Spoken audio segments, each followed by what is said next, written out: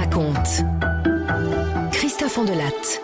Voici une affaire criminelle culte des années 30. Le meurtre à Paris, dans son bureau, en 1933, du directeur du cinéma Le Palace, Oscar Dufresne. Comme il était ouvertement homosexuel, cette enquête nous fait entrer dans l'univers très secret de ceux qu'on appelait à l'époque les invertis, ou les hommes aux mœurs spéciales. C'est une affaire criminelle que je vous raconte, mais c'est aussi de l'ethnologie. Pour débriefer cette histoire tout à l'heure, Florence Tamagne, historienne et maître de conférence à l'université de Lille 3, c'est de son livre « Le crime du palace » chez Payot que j'ai tiré ce récit. La réalisation est de Céline Lebras. Europe 1, Christophe Ondelatte.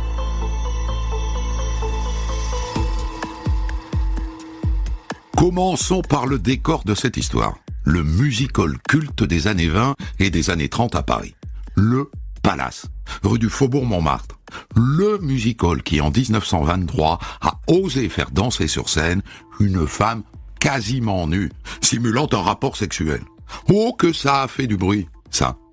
Mais qu'est-ce que ça a eu comme succès? La presse bien pensante a joué les vierges effarouchées, mais la salle était pleine tous les soirs. Le Palace, dans ces années-là, c'est l'endroit où on s'amuse à Paris. Et avec le succès du cinéma parlant, c'est devenu le plus beau cinéma de Paris.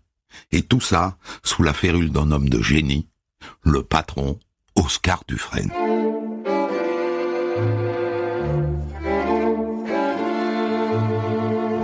Le soir du 25 septembre 1933, le comptable du Palace toque à la porte d'Oscar Dufresne. Il est minuit 20. Le cinéma vient de fermer. Comme tous les soirs, il vient juste saluer son patron. Mais il ne répond pas. Alors il ouvre la porte.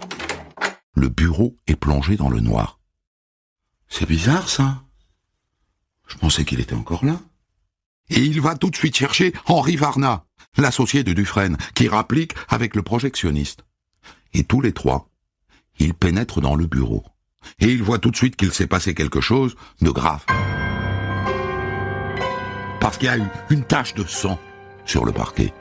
Et près du bureau, un matelas posé sur le tapis, enroulé. Henri Varna soulève le matelas, il déplie le tapis, et il découvre le corps d'Oscar Dufresne.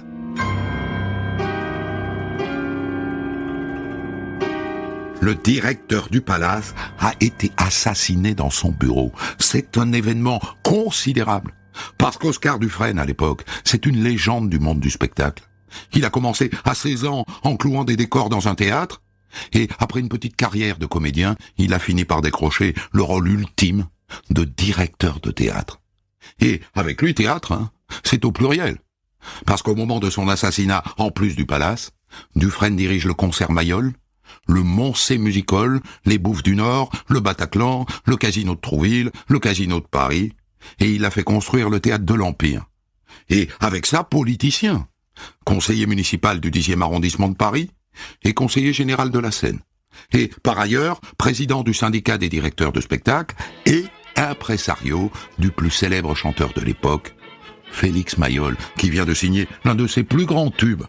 Viens poupoule, viens. Quand j'entends les chansons, ça me rend tout polisson. Ah, viens poupoule, viens. Souviens-toi que c'est comme ça que je suis devenu papa. Mais Dufresne, qui est là, enroulé dans le tapis de son bureau, était encore plus que ça. C'était le roi des nuits parisiennes, le pape des années folles. La presse moraliste l'appelle l'exhibeur de cuisses. Et disons-le tout de suite parce que c'est important à savoir au moment où s'ouvre cette enquête. C'était un inverti, un homosexuel, à l'époque on disait un pédéraste, et de notoriété publique, sans vraiment se cacher. Et son associé, Henri Varna, l'est aussi, comme le chanteur Félix Mayol et le chanteur Jean Sablon, qui est de toutes les revues d'Oscar. Et lui, qui était donc de la jaquette fleurie, comme on disait aussi, pour draguer, n'avait pas besoin d'aller bien loin. Vous êtes déjà allé au Palace? Ça existe toujours, ça a été une boîte de nuit gay. Aujourd'hui, c'est un théâtre. Mais rien n'a changé.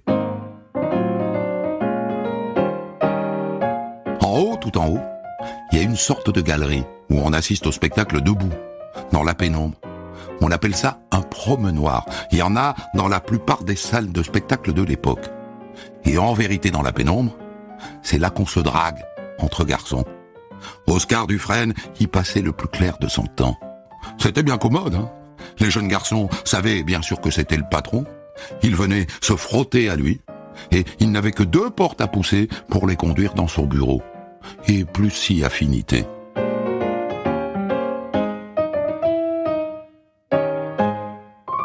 Tout ça pour dire que quand on le retrouve mort, le soir du 25 septembre 1933, baignant dans une mare de sang au pied de son bureau, on pense tout de suite à un de ces garçons.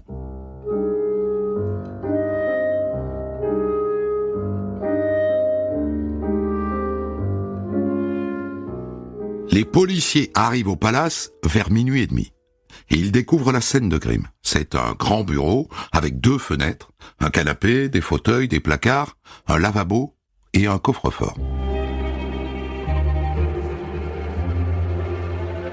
Le cadavre, c'est un peu délicat. Il est à moitié nu. Il a le pantalon et le caleçon à mi-cuisse, la chemise est ouverte, elle est pleine de sang. Le gilet et le veston sont posés sur un fauteuil près de la fenêtre. Il paraît clair qu'il a été tué en plein ébat. Hein. Oui, c'est très clair. Le légiste arrive à son tour. Il prend la température du cadavre. Il est froid, mais il est encore souple. Dès lors, je dirais que le crime a eu lieu entre 22h et 22h30. Le légiste note aussi des plaies profondes sur le crâne, qui semblent coller avec les éclaboussures de sang sur le mur et même sur le plafond.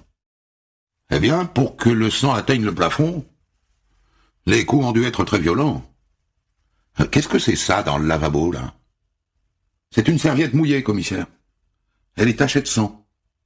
Il a dû se laver les mains avant de s'enfuir. Quant au mobile, le secrétaire de M. Dufresne a sa petite idée. Le portefeuille d'Oscar a disparu. Il avait environ 1000 francs sur lui. Et d'après ce que je vois, il manque aussi sa montre en or.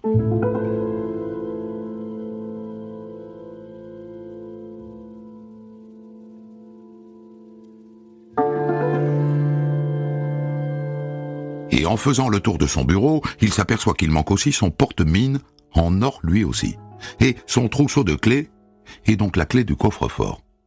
On l'aurait tué pour le dépouiller. Dites-moi, monsieur, vous êtes son secrétaire, n'est-ce pas? Oui, je m'appelle Serge Nicolesco. Vous savez si monsieur Dufresne avait un rendez-vous ce soir?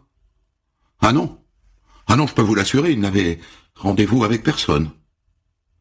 Vous savez ce qu'il a fait dans la soirée? Oui, il a dîné chez moi, avec sa sœur Sidonie et un autre de nos amis. On a joué aux cartes jusqu'à 9h30, et puis je l'ai ramené au palace. Vous avez senti chez lui une inquiétude? Ah non, il était d'humeur joyeuse, comme à son habitude. Rien à signaler, et c'est comme ça avec tous les proches du patron. Même son chauffeur joue les saintes nitouches. Dites-moi, monsieur, à votre connaissance, est-ce que monsieur Dufresne avait l'habitude de recevoir des hommes dans son bureau pour des relations intimes, si vous voyez ce que je veux dire? Monsieur Dufresne? Avec des garçons? Je ne savais pas qu'il avait des mœurs spéciales. Et le pire, c'est Henri Varna, son associé depuis 15 ans, qui de notoriété publique a été son amant. Ah, j'ignorais totalement que mon associé pouvait avoir des relations particulières. Vous me l'apprenez.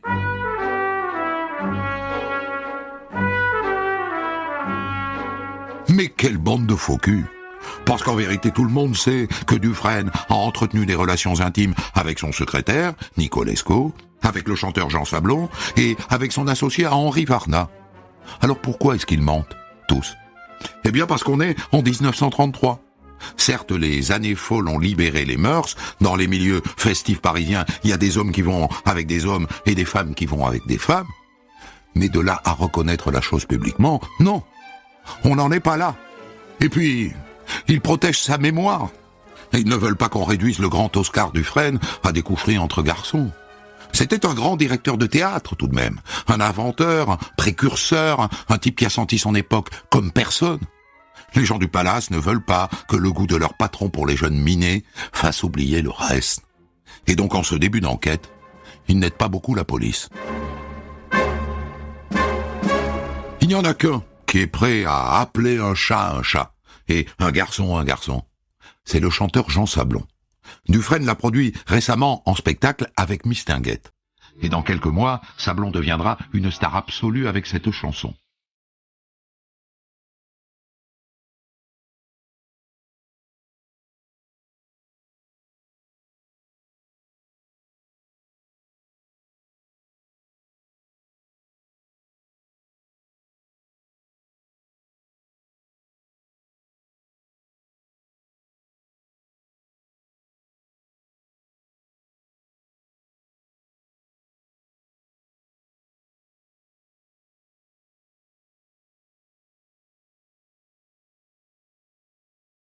Lui, Jean Sablon, il est homosexuel, et il en parle librement.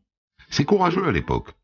Et quand la police vient le voir, moi personnellement, je ne vois strictement aucun mal à évoquer les relations particulières d'Oscar, et même le fait que j'ai été son amant.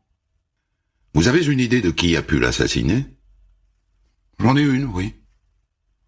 Son secrétaire, Nicolesco. C'est l'un de ses anciens amants, et vous ne trouverez pas grand monde au palace pour en dire du bien. Il est d'une jalousie maladive. Il piquait des crises à chaque fois qu'Oscar rencontrait un garçon. Une fois, il l'a même mordu. Tout le monde connaît cette histoire. C'est une peste. C'est une peste, je vous dis. Et, d'ailleurs, à ma connaissance, Oscar lui avait demandé de se trouver une autre place. Ah ah! Et vous pensez qu'il peut l'avoir tué? Oh, ça, je ne sais pas. Mais Oscar m'a dit un jour, il est complètement fou. Hein. Il vient tenter de se suicider, qu'il se suicide s'il le veut, mais je ne veux pas qu'il fasse autant pour moi. Je tiens ma vie à moi, je me souviens, il m'a dit ça.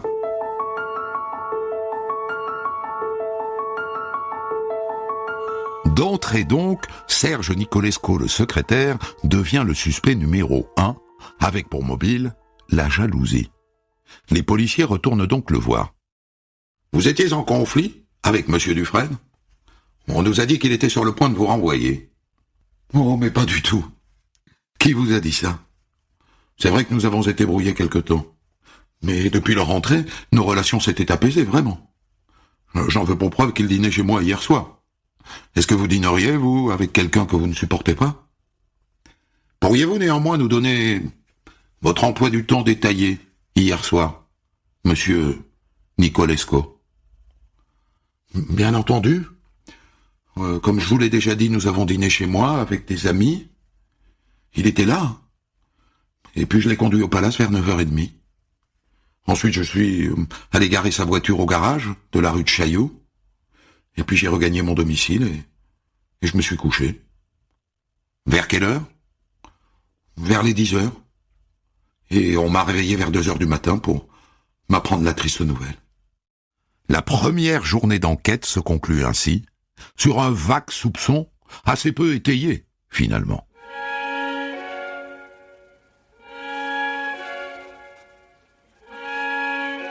En revanche, le lendemain, les langues se délient. C'est l'administrateur du cinéma, Joseph Auduit, qui crache le morceau. Oui, ce soir-là, Oscar Dufresne avait bien rendez-vous avec un garçon. Ce garçon, je l'ai vu arriver. Vers les 10h moins le quart. Il avait un calot à pompons, vous savez, un béret de marin. C'était un jeune marin, je pense. Et il s'est présenté avec un billet qui était signé de la main de Monsieur Dufresne. Donc je l'ai laissé rentrer. Et naturellement, je l'ai placé au promenoir.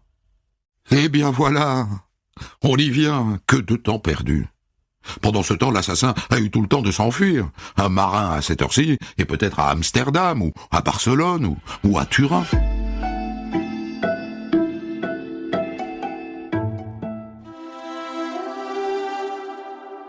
Les policiers convoquent tous les employés du palace.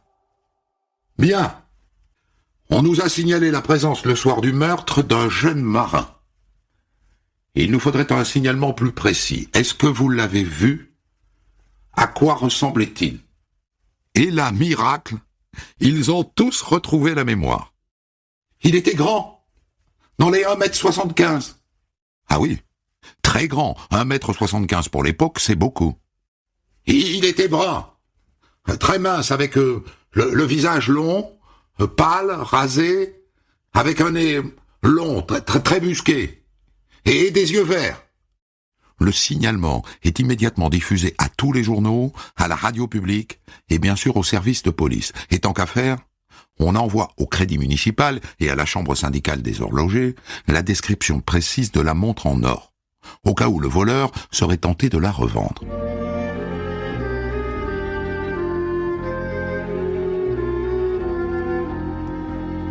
C'est à ce moment-là que le légiste rend son rapport détaillé. Il a compté les plaies sur le visage et sur la tête d'Oscar Dufresne. 17, qui auraient pu être provoquées par un objet du genre manche de pioche, matraque ou queue de billard. Et surtout, il affirme qu'il n'est pas mort de ses blessures. Il est mort étouffé, dans le tapis qui emballait son corps.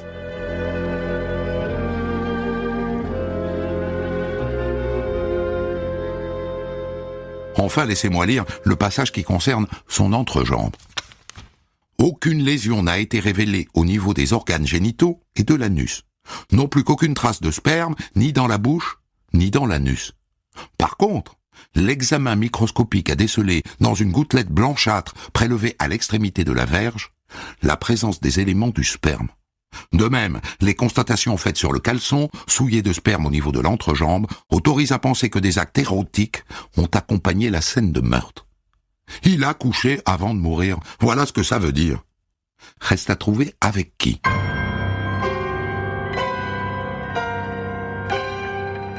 Un spectateur, qui était ce soir-là au promenoir, dit qu'il a vu Oscar Dufresne. Je l'ai vu sortir par une porte de secours, avec un jeune marin qui avait un grand nez. Le juge d'instruction Bru, qui vient d'être nommé, envoie un message à toutes les unités de la marine. Recherchons marin d'une taille supérieure à 1,70 m qui aurait pu se trouver à Paris entre le 21 et le 24 septembre. La marine lui envoie une liste de 1700 matelots. Et dans la foulée, le juge est obligé d'envoyer des policiers les interroger, là où ils sont, c'est-à-dire à Saint-Malo, à Cherbourg, à Lorient, à Brest, à Rochefort, à Toulon, à Nice, à Villefranche et à Marseille. Beaucoup de temps perdu. D'autant que ça ne donne rien. Rien.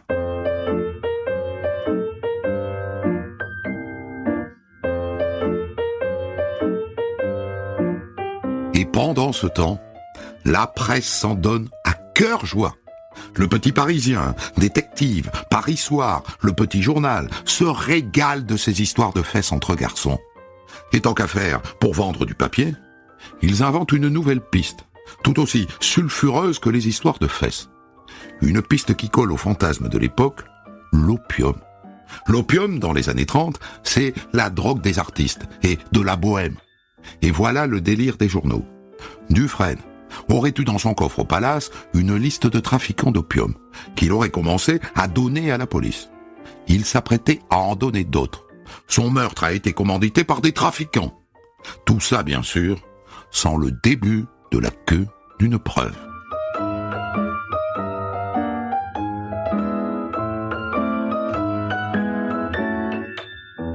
À part ça, il faut que je vous dise, sur le bureau du commissaire Priolet, qui dirige l'enquête, il y a maintenant un gros tas de lettres, une centaine de lettres de dénonciation.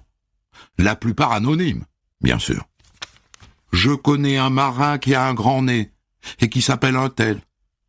Et tant qu'à faire, on dénonce aussi les hommes aux mœurs spéciales par centaines. Monsieur Dufresne, ce vicieux, aurait mérité qu'on le jette à la rivière dans un sac, comme on le fait avec un chat.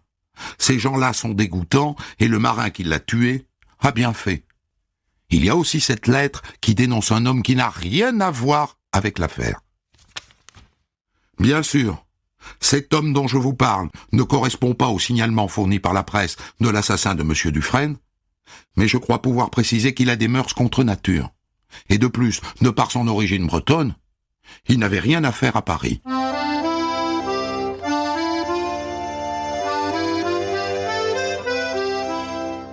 C'est alors que se pose une question essentielle. On cherche un marin, et on a mis la marine sans dessus-dessous. Mais s'agissait-il d'un vrai marin? Parce qu'il faut que je vous dise qu'à l'époque, la figure du marin tient une place de choix dans l'éventail des fantasmes homosexuels. Le marin, le beau marin, c'est la jeunesse, c'est la force, c'est la discipline, c'est la camaraderie masculine. Dans les rapports de police de ces années-là, on dit que le marin est particulièrement recherché par la gente masculine pour des rapports intenses et sans lendemain. Et la conséquence de tout ça, c'est que beaucoup de jeunes prostituées, hommes, se déguisent en marins pour appâter le client. Alors notre marin était-il un vrai marin ou un faux marin? Un vrai, ça n'est pas impossible. Il arrive que de vrais marins se prostituent pour arrondir les fins de mois. Mais depuis que les policiers ont découvert l'existence de faux marins, honnêtement, c'est surtout à eux qu'ils pensent. Vrai ou faux marin, la question reste sans réponse pendant de longs mois, jusqu'au mois de juin 1934. Un indique du quartier de Montmartre vient livrer à la police le nom d'un faux marin. Moi j'en connais un, moi. Paul Laborie. En vérité, tout le monde l'appelle Polo. Disons que c'est quelqu'un qui a le physique avantageux. C'est mieux pour aguicher les clients. Je suis certain que c'est lui qui s'est occupé de Dufresne. Vous pouvez y aller, hein.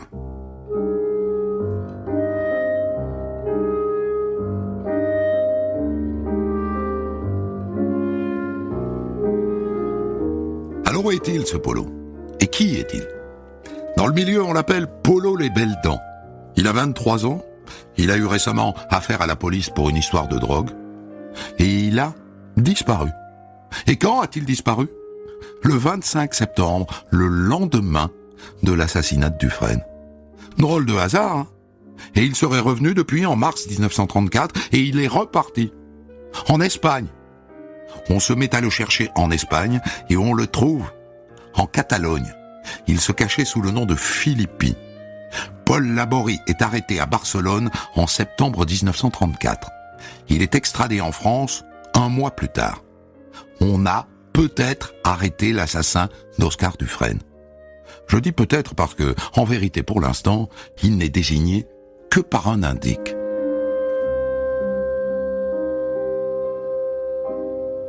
Mais sa fuite au lendemain du meurtre, son goût avéré pour les garçons et son habitude de se déguiser en marin font de lui un suspect idéal.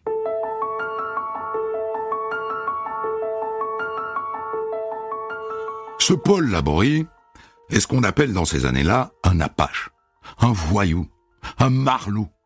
Il a 24 ans et depuis tout petit sa vie va de travers. D'abord voleur, en grandissant maquereau, trafiquant de drogue et puis micheton de temps en temps. La tenue de marin, c'est un ami qui la lui prête. Et c'est vrai qu'il est parti le lendemain du meurtre du garni qu'il louait près de Pigalle. Il est parti le 25, alors que son loyer était payé jusqu'au 28. Oh, moi j'ai trouvé ça bizarre. Donc il a le profil. Et voilà le scénario que les policiers se font dans leur tête.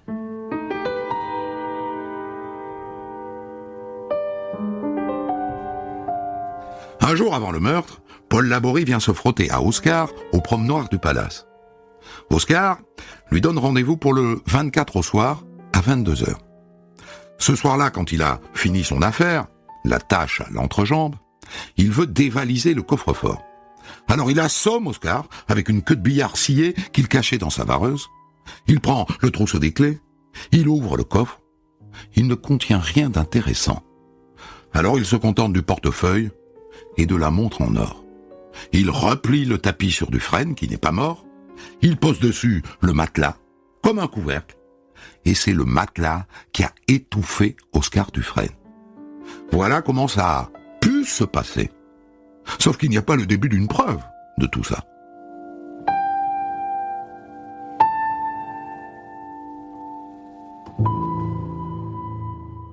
Le procès de Paul Laborie s'ouvre le 21 octobre 1935 devant les assises de la Seine. Il est accusé de meurtre avec préméditation, autrement dit d'assassinat. Il risque la peine de mort. Dès l'ouverture, le président met en garde les oreilles chastes. Je demande aux femmes et aux mineurs ainsi qu'aux personnes sensibles de se retirer, du fait des détails qui ne vont pas manquer d'être évoqués à cette audience. Évidemment, personne ne bouge. S'ils sont venus, c'est bien pour entendre les détails dont parle le président. Du croustillant, du qui fait rire. Ils sont venus au spectacle voir des pédérastes. Alors pourquoi partir? L'avocat général lit l'acte d'accusation. Et là, il fait autant le procès d'Oscar Dufresne, la victime, que celui de l'accusé. Et l'auditoire voulait des détails, il leur en donne.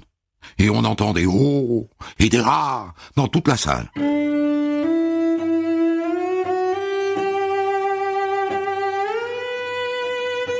Dans le dossier contre Paul Laborie, vous l'avez compris, il n'y a pas grand-chose. Sauf le fait qu'il se prostituait déguisé en marin et qu'il a quitté Paris le lendemain du meurtre. Et surtout le fait que des témoins disent l'avoir vu au promenoir juste avant le meurtre. Sauf que les témoins, les employés du palace, quand on les fait venir à la barre, ils ne le reconnaissent pas.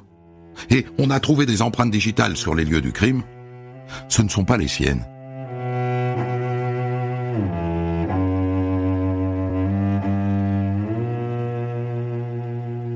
On fait venir aussi un témoin qui se présente comme pédéraste professionnel.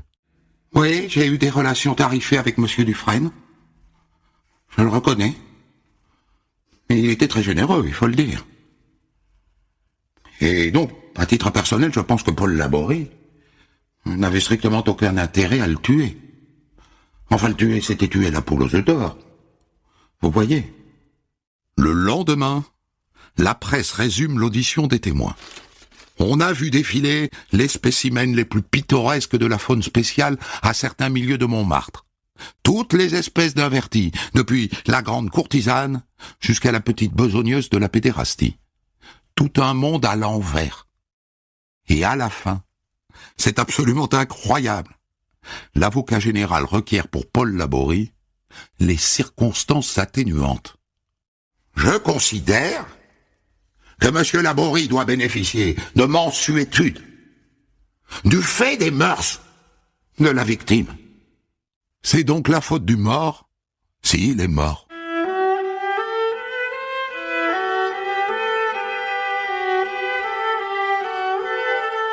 Et finalement, après 3 jours de procès, Paul Laborie est acquitté, sous les applaudissements du public. Et on se quitte sur cette idée, partagée par tous à l'époque, que Paul Laborie était peut-être l'assassin, mais que quoi qu'il en soit, Oscar Dufresne méritait bien ce qui lui était arrivé. Quelle histoire que je vais débriefer maintenant avec vous, Florence Tamagne.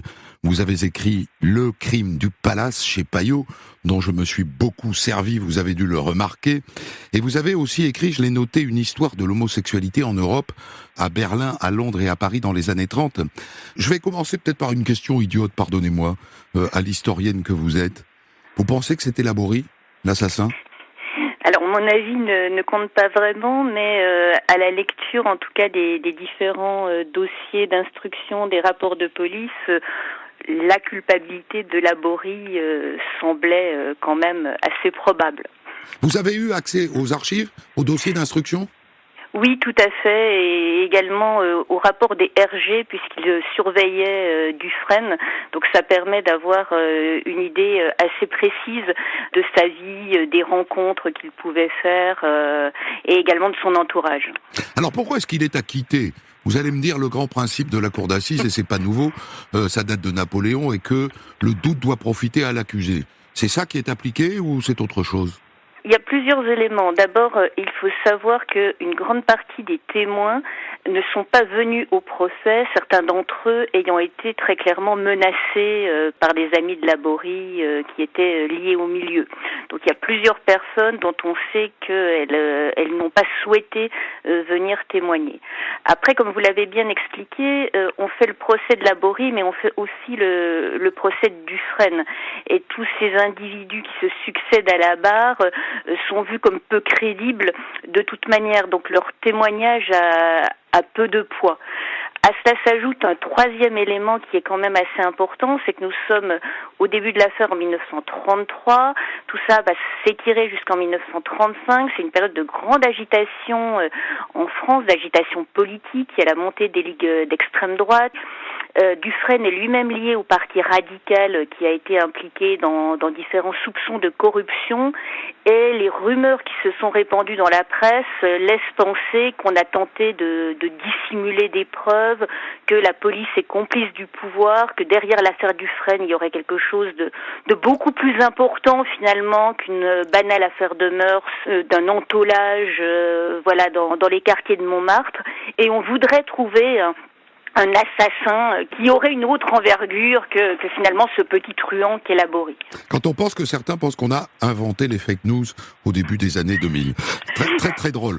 La conclusion de mon récit, vous l'avez entendu, on se quitte sur cette idée partagée par tous que la Borie était peut-être l'assassin, mais qu'Oscar Dufresne méritait ce qui lui est arrivé. C'est ça, en vérité, la morale de ce verdict d'acquittement. Oui, et ça montre aussi toute l'hypocrisie de l'époque, parce que, comme vous l'avez dit, Oscar Dufresne est quand même un des rares à ne pas cacher son homosexualité. Elle est connue dans le milieu du théâtre, ça ce n'est pas anormal, en tout cas c'est un milieu bohème où c'est relativement bien accepté, mais il est quand même conseiller municipal, il a fait une campagne pour devenir député, et ses collègues savent parfaitement qu'il est homosexuel. Pour beaucoup de personnes, par contre, la discrétion est de rigueur. Dans la presse, on dit qu'on ne veut absolument pas parler de telles mœurs dissolues, mais comme vous l'avez évoqué, on en fait ses choux gras en même temps, c'est un moyen de vendre du papier. Donc on se donne bonne conscience finalement en clouant au pilori ce personnage truculent qui est aussi parti de rien. Il faut le rappeler, c'était vraiment un enfant des milieux ouvriers lillois qui a construit un empire à la force du poignet et qui était sans doute très jalousé. Il faut qu'on parle de ce lieu étonnant qu'était le Promenoir. Il y en avait donc dans la plupart des salles de spectacle. Oui, il y en a dans la plupart des music-halls. Il y en a un aux Folies Bergères, notamment, qui est particulièrement réputé. C'était des lieux qui étaient souvent surveillés par la police parce que les prostituées, donc hommes ou femmes, avaient l'habitude de les fréquenter.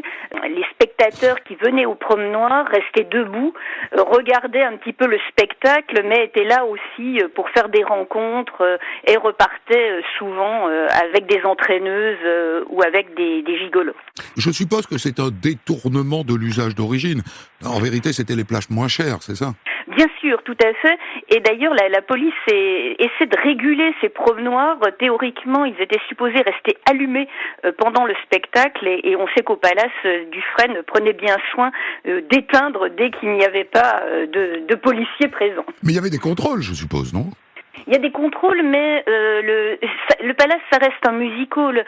Donc, ce n'est pas comme certains clubs, comme certaines boîtes de nuit, je pense à la Petite Chaumière et beaucoup d'autres clubs de Montmartre ou de Pigalle qui étaient l'objet de descentes de police, voire de rafles régulières. C'est des établissements qui sont quand même de bonne tenue, avec un public qui est un public bourgeois installé à l'orchestre. Alors on a assez nettement l'impression dans cette affaire d'être dans un entre-deux, parce que il y a une forme de tolérance, on a le sentiment de ça, qui sans doute tient aux années folles, mais à côté de ça, l'homosexualité reste très tabou. Oui, on est dans un entre-deux, mais il faut savoir que la France a dépénalisé l'homosexualité dès 1791, qu'elle a donc une réputation de longue date de tolérance en matière de sexualité, notamment d'homosexualité. Le gay Paris peut se comprendre de différentes façons. On voit aussi que Paris regorge de lieux de rencontre, de lieux de drague. Donc il y a une culture homosexuelle qui est assez visible. Il y a des grands bals travestis dont on fait le compte-rendu dans la presse, notamment dans Détective. À côté de ça, pour l'immense majorité des hommes et des femmes homosexuels, c'est l'anonymat qui domine parce que ça reste très mal vu, parce que pour beaucoup l'homosexualité c'est soit un péché, soit soit une maladie. Certains voudraient d'ailleurs bien que l'homosexualité soit criminalisée, ou au moins les rapports avec les mineurs davantage contrôlés.